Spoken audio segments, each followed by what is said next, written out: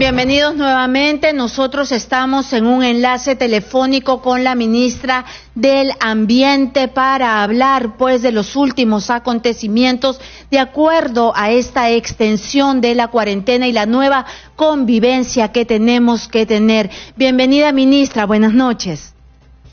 Buenas noches, muchas gracias por la oportunidad.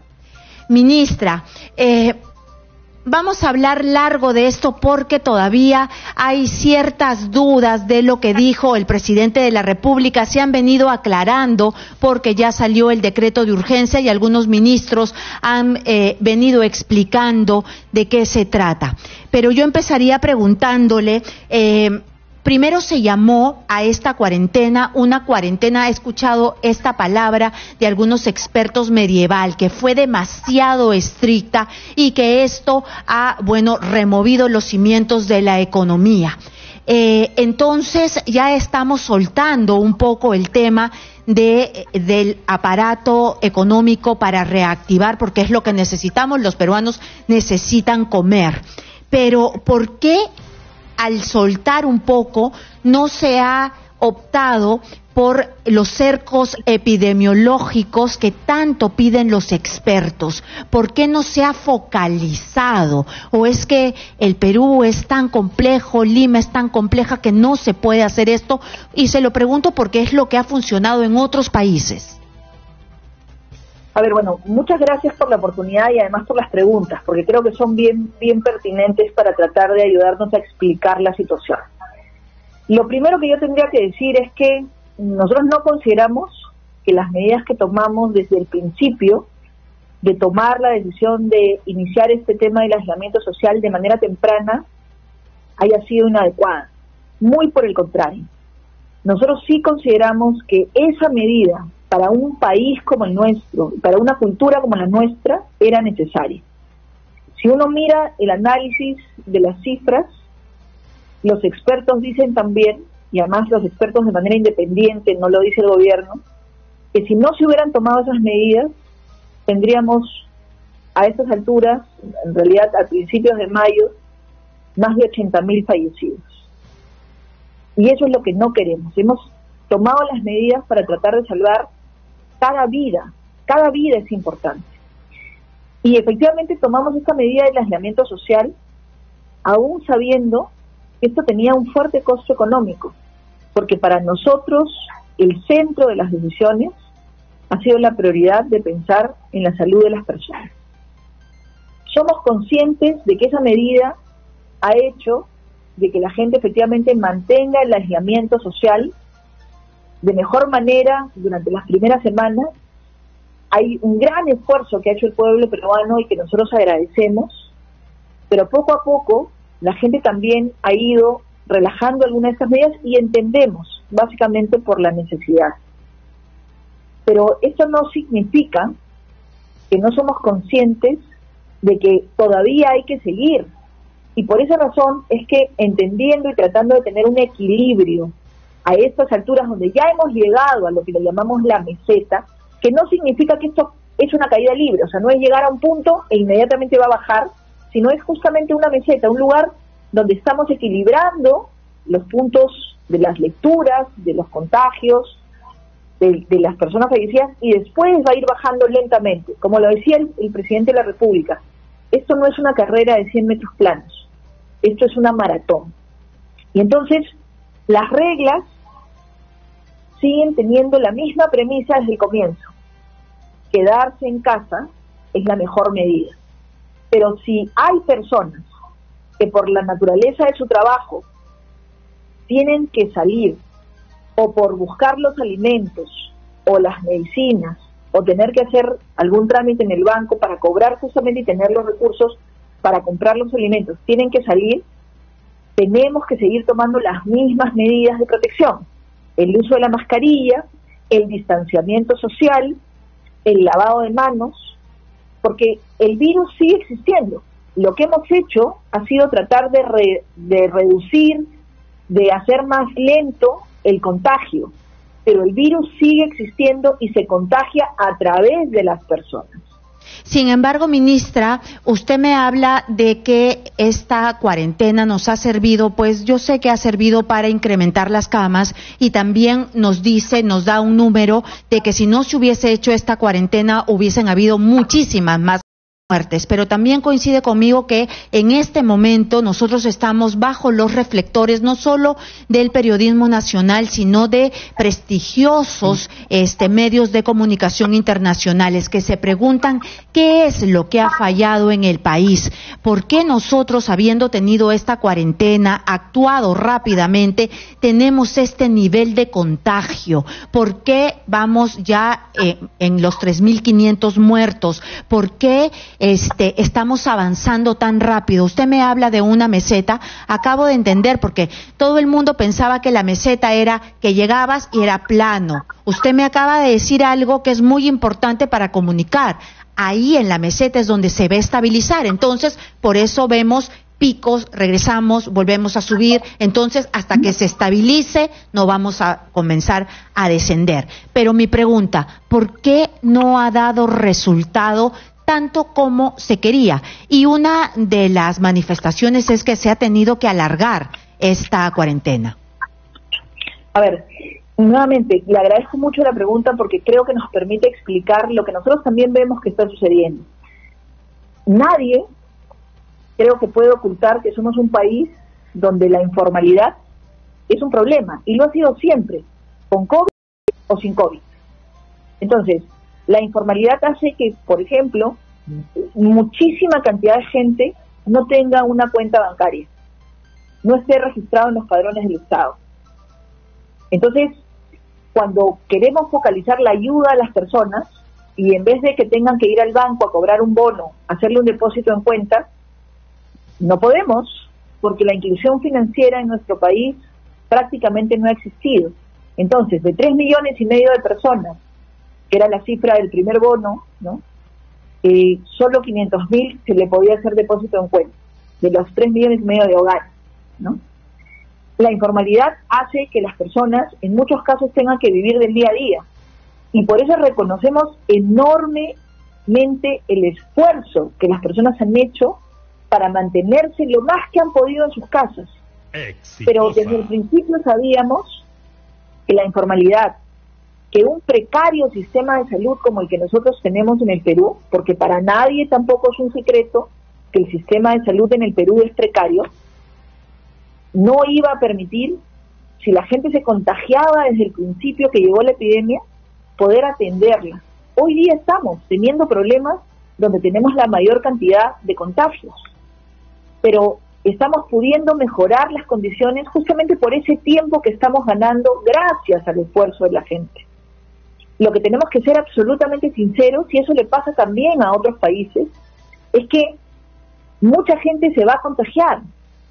La diferencia es que Perú es un país que está apostando por saber dónde las personas están contagiadas, y por eso aplicamos la cantidad de pruebas rápidas que aplicamos. Es mucho más que lo que aplica Brasil, Colombia, Chile, cualquier país de Latinoamérica. Por esa razón es que tenemos también estas cifras de contagiados, y nosotros seguimos haciendo todo el esfuerzo por reducir las cifras en todo lo que sea posible de personas fallecidas. Pero en las condiciones que tenía el Perú, si nosotros, cuando empezamos esta pandemia, si nosotros no tomábamos la medida que tomamos desde el principio, hoy día probablemente estaríamos lamentando 10, 20, 30 veces la cifra de fallecidos que tenemos. Entonces, yo sí creo que decir que ha sido un fracaso no es justo. No es justo para los millones de personas que han hecho el esfuerzo de quedarse en su casa y de tomar las medidas de prevención, de precaución. Porque esto no es un logro, bajar la cantidad de muertes que se hubiera podido tener, no es un logro del gobierno, es un logro de todos y de todas en el país. Sin embargo, somos conscientes también que no todas las personas actúan con la misma responsabilidad. Y por eso a mí personalmente me sorprende que apenas se aperturó la posibilidad de que los padres salgan con los niños 30 minutos al día a caminar, porque entendemos que el tema de salud mental es muy importante, hayan lugares donde los padres han preferido hacer fiestas infantiles con los niños, o lugares donde la gente celebra el Día de la Madre con una fiesta en la calle. Y si nosotros miramos qué regiones son las que tienen estos ejemplos, son justamente las regiones que tienen la mayor cantidad de infectados y la mayor cantidad de fallecidos. Entonces, creo que aquí hay algo que no está funcionando bien y por eso tenemos que seguir haciendo el esfuerzo, y yo agradezco la oportunidad que nos dan los medios de comunicación de seguir machacando el mensaje de quedarse en casa. Ministra, sin embargo, también hay puntos que ustedes tienen que mejorar desde el gobierno. Por ejemplo, usted me acaba de decir que había muy poca población con una cuenta bancaria. Entonces, ¿por qué depositar en el banco y generar tantas colas? ¿No había otra opción? No. O sea, justamente parte del problema que tenemos es que cómo llega el Estado a las personas. Normalmente, si es solo el Estado el que quiere llegar a las personas a través de su propio mecanismo, y su único mecanismo era el Banco de la Nación. Lo que se hizo aquí fue un esfuerzo de ampliar la posibilidad para que no sea solo el Banco de la Nación. Se ha involucrado a toda la banca del país. Pero la gente no tenía cuentas. No tenía cuentas y además no sabe ni utilizarlas algunas veces. Justamente por eso es que tienen que ir al banco. Justamente por eso es que en nuestro país tenemos el problema de que las personas no están familiarizadas con los medios virtuales, inclusive. Entonces, si queremos darle un bono a una persona, la única manera de hacerlo es, o le deposito en cuenta, entonces a todos los que tenían una cuenta se les ha depositado para que no tengan que ir a una ventanilla. O la otra manera era darles el bono para que vayan a cobrarlo en una ventanilla. Justamente para bajar la presión con el Banco de la Nación, se habló con todos los otros bancos del país. Inclusive se ha hecho un esfuerzo con las cajas rurales, con otras entidades financieras, para bajar la cantidad de personas que vayan a cada agencia, que vayan a cada banco. Y por eso es que se ha hecho el esfuerzo de poderles depositar.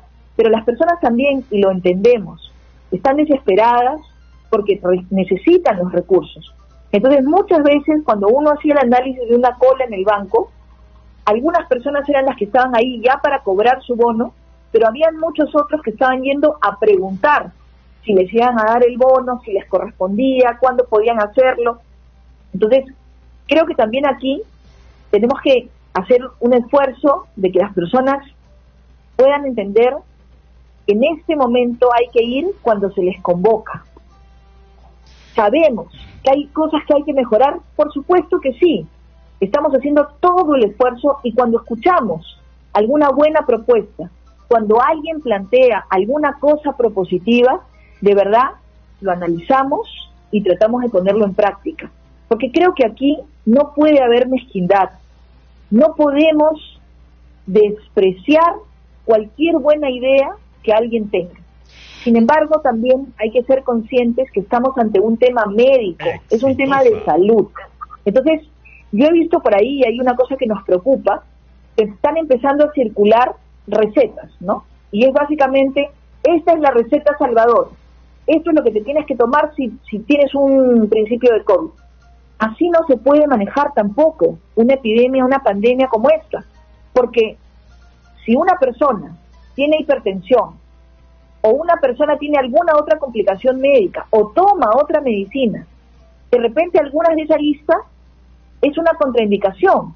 Entonces, tenemos que entender que la complejidad de esta situación no solamente es por el gran contagio que tiene este virus, sino también porque hay una serie de factores que hay que tomar en consideración para poder hacerle frente. De acuerdo, ministra, pero quiero regresar a las colas, porque ya se sabe que los mercados, que el transporte público, las colas para recibir los bonos han sido un foco de contagio.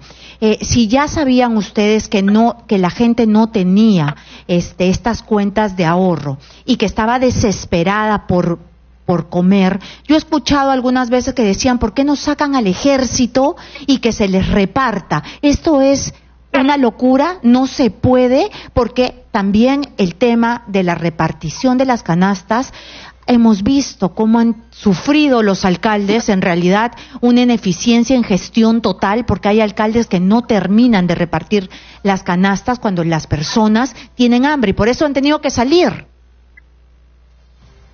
A ver, creo que hay dos puntos acá que son bien importantes, ¿no? Lo primero es, ¿qué es lo que hace que la gente se contagie en una cola? No es la distancia en la cola, es la aglomeración en una cola. Entonces, lo que nosotros sabemos es que si una persona tiene que ir a un mercado, tiene que ir a un banco, probablemente va a tener que hacer una cola, pero nadie obliga a las personas a que no mantengan la distancia social. Y ese es justamente el punto más importante para nosotros. El problema no está en tener que ir al banco a hacer una cola. El problema está en que si la gente se aglomera, si se pegan, si no guardan la distancia, ahí es donde efectivamente existe un riesgo mayor de contagio. Igualito pasa en el transporte público y exactamente pasa en los mercados. Pero hemos visto ejemplos muy buenos y muy interesantes de alcaldes, de autoridades locales, el propio Ministerio de Agricultura, con los mercados itinerantes, que lo que han hecho ha sido organizar el espacio. Y entonces han hecho un proceso de separación, inclusive han pintado los lugares donde la gente se tiene que parar a más de 1 metro de distancia, y la gente hoy día está haciendo su cola ordenadamente. Pero hay otros ejemplos donde no te han pintado en el piso, entonces te pegas. Esa no es la conducta que se espera en una situación de pandemia como esta. La conducta que tenemos que tener es una situación de actuar como si yo estuviera contagiado y el que está al frente mío también está contagiado. Entonces nos separamos, ¿no? Por eso, nuevamente, para pagar el bono se tiene que usar el sistema financiero. Eso no es lo que está mal. Lo que está mal es que cuando yo voy al sistema financiero no guarde mi distancia con el otro, esté tratando de pegarme, de ganar en la cola el vivo. Eso es lo que no queremos. Y sobre el otro punto, que creo que también es bien importante y pertinente, el ejército, ¿no?, ha ayudado a muchos alcaldes a repartir las canastas en la noche. Es más, yo resalté en una entrevista que tuve un mecanismo que había visto con algunos alcaldes, que ellos habían identificado a su población vulnerable y después del horario del toque de queda, con el apoyo de la policía y del ejército, salían a esas zonas donde habían identificado y repartían las canastas, porque a esa hora todas las familias, sin excepción, iban a estar en sus casas.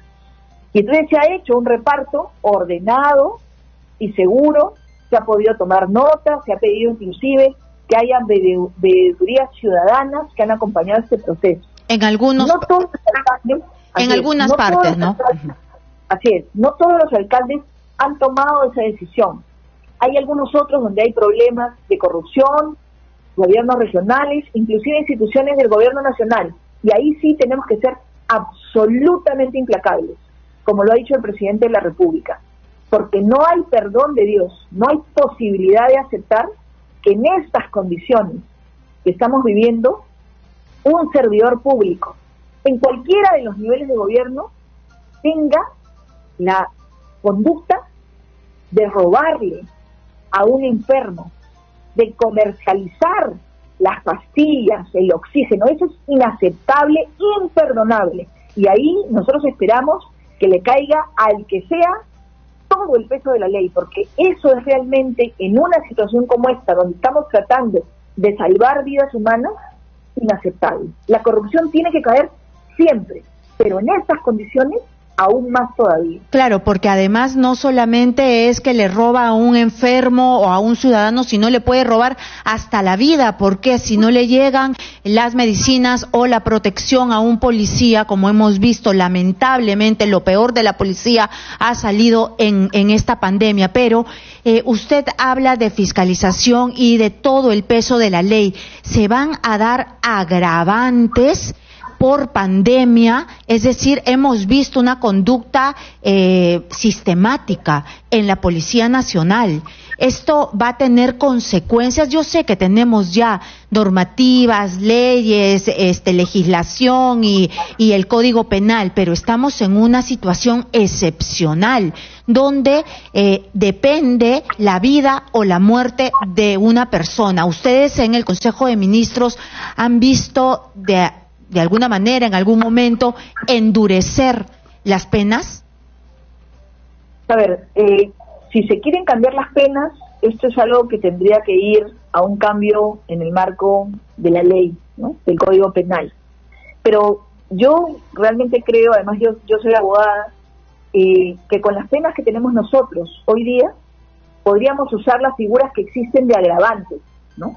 Y entonces se podrían usar varias figuras que existen en el Código para tener las penas más altas que permite el Código Penal en nuestro país. Porque no es solamente el tema de el robo de la medicina, es la exposición de las personas a un riesgo de muerte. Es además usando una posición de privilegio, una posición de dominio como servidor público. Entonces hay una serie de agravantes que podrían hacer que una persona reciba las penas más altas para los delitos que existen, inclusive porque esto no se hace individualmente, se hace en conjunto. Normalmente no es una sola persona, sino en banda. Entonces yo sí creo que con las figuras que existen hoy día se podría sancionar con todo el rigor de la ley a las personas que están realizando este tipo de conductas. Claro, y que además pueden terminar hasta la muerte de una persona. ¿Cuántas personas, cuántos policías han muerto? Y estamos viendo que las mascarillas, recientemente en una investigación de Carla Ramírez, una periodista del Comercio, decía que las mascarillas no servían para nada. Entonces, ojalá, como usted bien dice, se utilice absolutamente todas las armas que tiene la ley y que no quede en letra muerta. Yo quería pasar al tema económico porque hoy día Ojo Público también ha publicado unas cifras que llaman la atención. Es por el plan Reactiva Perú. Dice que las medianas y pequeñas empresas alcanzaron el 51% de los préstamos y las pequeñas y microempresas, que son las que mueven en realidad todo este aparato económico del país, alcanzaron solamente el 11%. Los negocios apenas pidieron y alcanzaron 30,000. Dice, los negocios que apenas pidieron 30,000 soles para sobrevivir, apenas recibieron el 0,8% del fondo. Acá no hay un problema, no estamos dándole la mano a los que más necesitan, porque también pasó algo similar con la suspensión perfecta. Los grandotes fueron los que primeritos se acogieron y quedaron en el limbo que después las otras empresas que no tienen pues bufetes de abogados. ¿Qué pasa con Reactiva Perú? Nosotros sabemos, y usted también por supuesto, que la micro y la pequeña empresa es la que mueve el país. Sí, a ver, yo creo que efectivamente esta es otra muy buena pregunta. Miren, cuando se diseñan normas de este tipo, nosotros nos ponemos en varios supuestos, ¿no? Y con esos supuestos conversamos con los diferentes actores que existen en el mercado, que existen en la sociedad, y empezamos a hacer, en función de esos supuestos, algunos planteamientos, y por la urgencia se sale con el primer sondeo que se haya tenido. Lo que vemos normalmente es que siempre necesitamos hacer ajustes, y en el caso de Reactiva Perú no ha sido la excepción. Pero creo que hay dos temas que yo quisiera resaltar aquí que me parecen muy importantes de mis colegas ministras, tanto de la ministra de Economía como de la ministra de la Producción. Y son dos ministras que yo veo permanentemente con un sentido social muy grande y con una preocupación específicamente por la pequeña y mediana empresa. Y ahí parte de lo que se está haciendo ahora son ajustes. A la norma original que salió, se le han hecho varios ajustes justamente para permitir ir focalizando mejor, ir viendo a los grupos que de repente, por algún requisito que se ha puesto, o el enfoque que se ha tenido, no se están beneficiando, no están pudiendo acceder al financiamiento. Y eso se va corrigiendo en el camino y se va perfeccionando.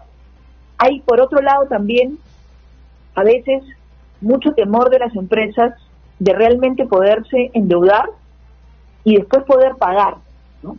Pero todo el sistema que estamos tratando de diseñar está dado para que tengan la flexibilidad que les permita pasar esta etapa que sabemos que es tan difícil y ayudarlos a poder reactivarse. Esa es una de las razones por las cuales se ha hecho este plan de reactivación que contempla pequeños, medianos y grandes en diferentes etapas. Entonces van a virar un poco, van a afinar este tipo de estrategias para darle la mano. Todas las semanas estamos revisando y hay cosas que se han ido mejorando. Ya han habido en Reactiva Perú algunos cambios que nosotros creemos que son estas mejoras justamente para tratar de focalizar a esos pequeños que no están accediendo. De hecho, una de las cosas que esta semana se ha planteado con el decreto que se ha aprobado es que hay oficios de personas también individuales o de pequeñitas empresas de servicios, ¿no? De gasitería, de electricidad, que no estaban pudiendo operar, pero que son necesarios y que además encima, ahora que empieza el invierno, los necesitamos. O sea, nadie quiere tener una terma que se le ha malogrado y no la puede usar. O alguien que tiene agua, que se le malogró la grifería y no la puede usar.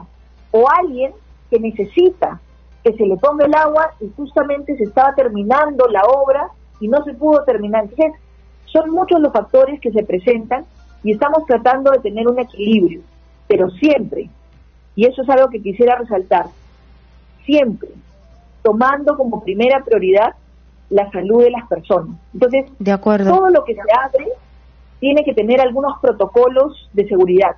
De acuerdo. Por eso es que en el caso de los restaurantes no se permite la atención al público, pero sí se permite el delivery, y en el caso de restaurantes en Lima, por ejemplo, que puedan recoger el pedido en su lugar, ¿no? Ajá.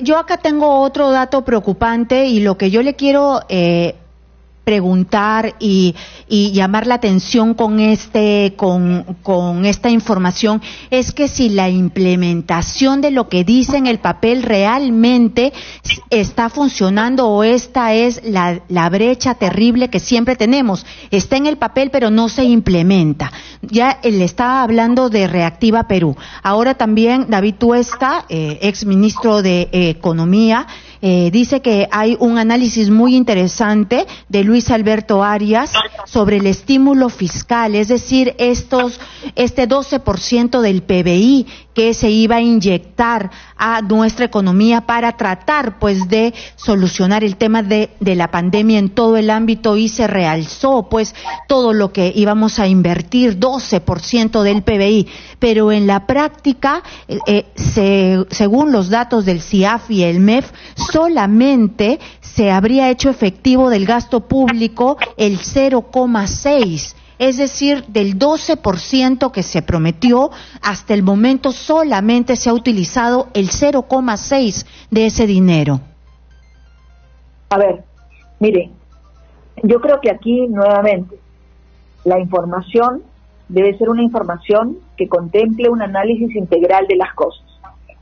Nosotros hemos dicho que vamos a utilizar hasta el 12% del PBI, pero eso no quiere decir que en los 60 y tantos días de pandemia se haya utilizado. O sea, hay muchas cosas que en este momento se están empezando a reactivar. Yo le puedo poner 3 ejemplos que creo que son relevantes, ¿no? Estamos coordinando con los gobiernos regionales y con los gobiernos locales cuáles son las obras que pueden reactivar y que con protocolos de seguridad no necesariamente pondrían en riesgo a las personas. Y eso implica recursos para reactivar esas obras a nivel local y a nivel regional. en el sector privado, y eso va a ser, digamos, parte de este 12% del PBI. A nivel del sector privado, ¿sí?, hay inversiones también que el sector privado estaba preparado a hacer, pero que se han cortado los plazos, los trámites, justamente por el tema de la pandemia. Nosotros el día de hoy hemos tenido una reunión, el Ministerio de Economía y Finanzas, el Ministerio de la Producción, el Ministerio de Agricultura y Riego, el Ministerio de Transportes y Comunicaciones, el Ministerio de Ambiente y varios organismos adscritos. ¿Para qué? Para ver cómo vamos a trabajar juntos en equipo para permitir acelerar los procedimientos que tenemos paralizados del sector privado en cuanto a las certificaciones ambientales. Y ahí va a ir otro paquete de inversión que en este caso corresponde al sector privado. Y por el otro lado, viene todo lo que son estos programas que se están poniendo a disposición de la gente para la pequeña, la mediana y la gran empresa, para tratar de salvar los empleos, pero también tratar de hacer la reactivación económica. Entonces, las cifras que usted ha mencionado hace un rato, ¿no es cierto?, del porcentaje, eso también tiene que considerarse. Entonces, no es verdad que cuando nosotros hablamos del 12% del PBI, solamente estemos hablando de lo que corresponde a la cifra del SIAP, porque eso es solamente el componente del gasto público, o sea, de la inversión del Estado directamente. Pero todos estos programas, inclusive los bonos que estamos dando, o sea, ningún país de toda la región ha puesto la cantidad de recursos para los temas sociales, para los bonos que estamos dando nosotros. Y eso también hay que considerarlo. ¿Por qué la gente no lo siente? ¿Por qué la gente no lo siente? Ya está sintiendo una recesión en su bolsillo, ya hay despidos, ya hay gente que se ha quedado sin nada, hay gente que no puede salir y quiere salir porque ya no tiene que comer. ¿Qué es lo que falta para que las personas de a pie lo sientan? A ver, yo creo que aquí hay que ser conscientes que sí, hay un impacto y no lo podemos negar. Y de hecho el impacto es fuertísimo y nos está golpeando a todos en el país. O sea, no hay nadie, por favor, que vaya a ganar con una situación de este tipo. Esta pandemia está golpeando a todos los niveles, a todos los tipos de empresas, grandes, medianas, chicas. Si estás en la zona rural, en la zona de las ciudades, a todo el mundo. Las personas que están pudiendo acceder a los bonos más rápidamente están encontrando un paliativo a la situación. Pero nosotros sabemos perfectamente bien que ese paliativo probablemente va a servirles para comer, pero muchas de ellas han perdido su trabajo. Y entonces lo que tenemos que hacer no es solamente darles los recursos para que puedan comer, sino también ayudar a que se regenere la economía para poder permitir que puedan recuperar un trabajo lo más pronto posible. Entonces, tenemos que ser conscientes que esta crisis le ha golpeado al país fuertemente. O sea, no podemos negar que hay gente hoy día que efectivamente no tiene empleo y va a haber más gente que lo siga perdiendo. Pero por otro lado, estamos tratando de generar condiciones para que se vaya recuperando una gran cantidad de empleo, pero sobre todo en los sectores que no presentan riesgos. Ministra. Hay otros sectores que de todas maneras se van a golpear y durante muchos meses van a sufrir la falta de posibilidades de aperturar sus negocios. Por ejemplo, el turismo extranjero. Ese turismo no va a venir en el corto plazo. Entonces, muchos guías de turismo, muchas empresas hoteleras, muchos operadores, ¿se van a quedar sin empleo? Sí, eso es correcto. Pero hay que ver cómo podemos reconvertir algunas actividades y paliar la situación mientras se recupera ese sector. Ministra, pero también lo que no podemos taparnos los ojos es que ha habido muchas personas que han tenido demasiada dificultad para acceder a los bonos y a las canastas y ahora a nosotros nos llaman constantemente por nuestras líneas telefónicas y también por redes, van nuestros reporteros y no les ha llegado nada. Es decir, después de 70 días no han obtenido nada. Esto no es peligrosísimo. Nosotros ya estamos viendo lo que ha venido o lo que viene pasando en Chile. La gente ya se harta y protesta. Tenemos huecos ahí que tenemos que tapar, solucionar las estrategias para que no termine en una convulsión social. A ver, completamente de acuerdo con usted, y estamos cada día, yo soy testigo del esfuerzo que hace el Ministerio de Desarrollo e Inclusión Social, el Ministerio de Trabajo, el Ministerio de Economía y Finanzas, para tratar de acelerar este proceso, de ver qué otras opciones existen, inclusive para las comunidades nativas que están tan alejadas en nuestro país, se manda el pago a veces a través de empresas que llevan dinero, porque el lugar donde está una comunidad es muy alejado, ni siquiera tienen acceso a un banco. Entonces hay un montón de esfuerzo que se hace. Pero yo sí creo que necesitamos también resaltar lo que sí se ha hecho. Hay mucho por corregir, yo no estoy diciendo que no, pero miren, la meta es llegar a 6.800.000 hogares. Con el primer bono se tenía más o menos 3,5 millones.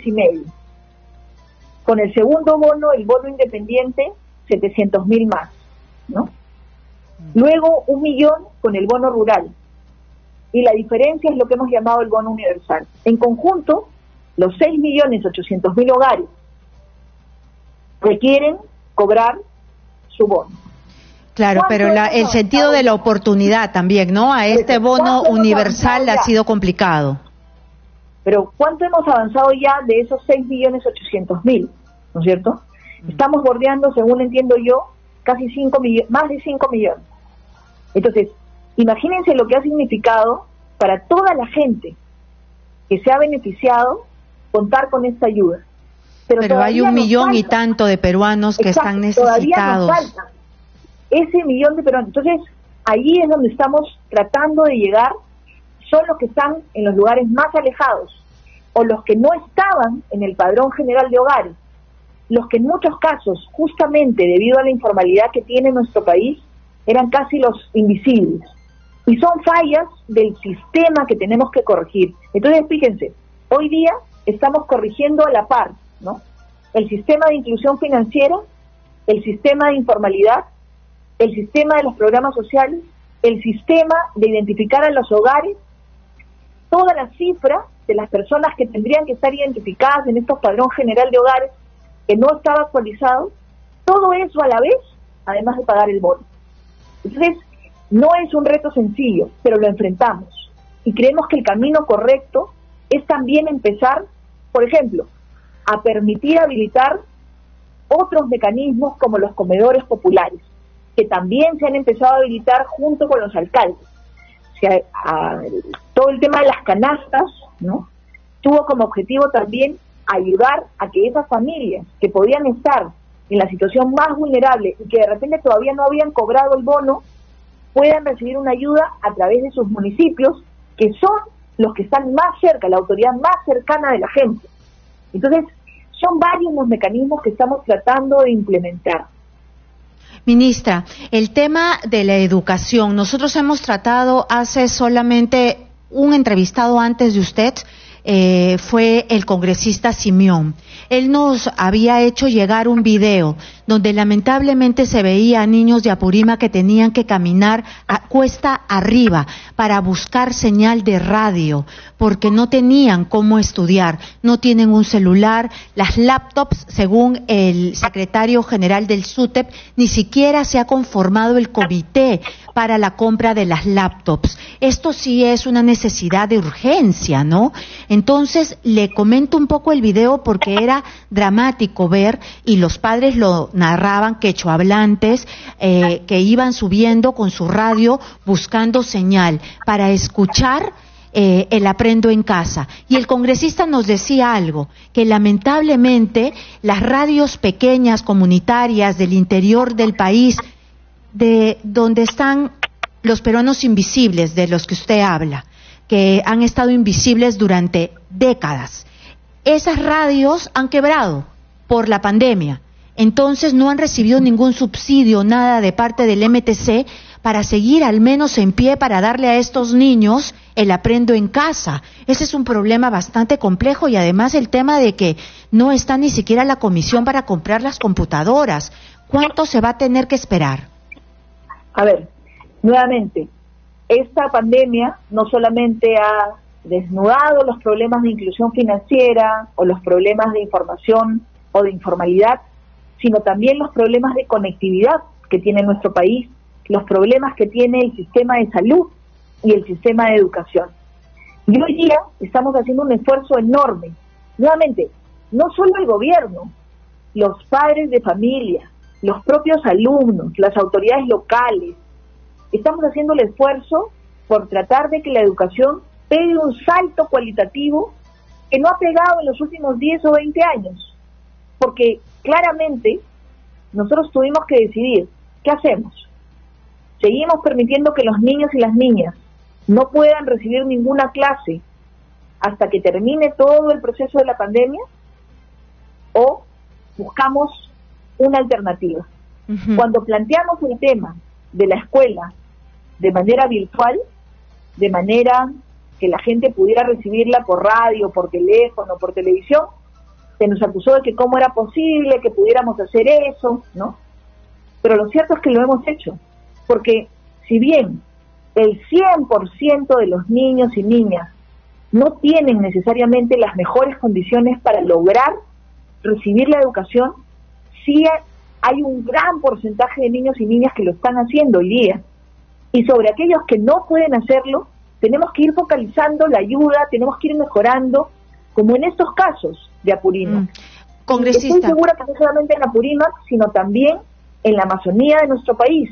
Ministra, necesitamos otra vez entender que estamos tratando de resolver varios problemas a la vez. Y yo le doy la razón en una cosa que usted ha mencionado y que me parece muy importante.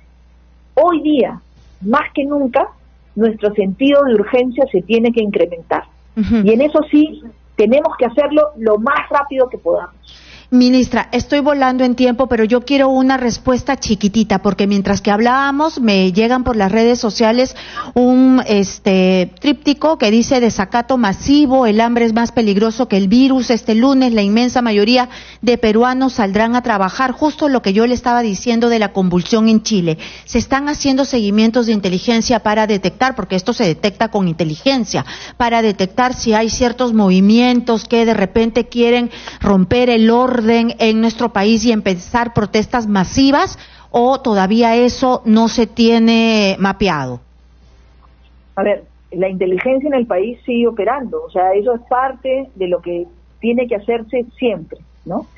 Pero yo lo que quisiera es, aprovechando la información que usted comenta, este no es el momento para llamar al caos, porque lo que está detrás de eso es el riesgo de vidas humanas. Este es el momento para ser más solidarios, más disciplinados y más ordenados que nunca, para poder realmente entender que estamos enfrentando una pandemia, que estamos enfrentando un enemigo común que afecta la vida de las personas. Si alguien quiere hacer una movilización, que la haga para ver cómo ayudamos en ser solidarios con respecto a los que no tienen, pero no para generar el caos, porque eso lo único que va a hacer es contagiar a más personas y generar un riesgo mayor. De acuerdo, el que ministra. se moviliza pensando que va a resolver su problema de hambre puede terminar contagiado y en un hospital. Empeorando. O ellos o sus familias, empeorando aún más la situación. Muy bien, ministra, muchísimas gracias por todo el tiempo que nos ha brindado para explicarle a la población exactamente todos estos temas que son absolutamente necesarios de tener transparencia. Muchas gracias y buenas noches. Gracias a ustedes. Muchas gracias. Fue la ministra Fabiola Muñoz. Nosotros estamos volando en el tiempo, así que nos vamos a una pausa y regresamos.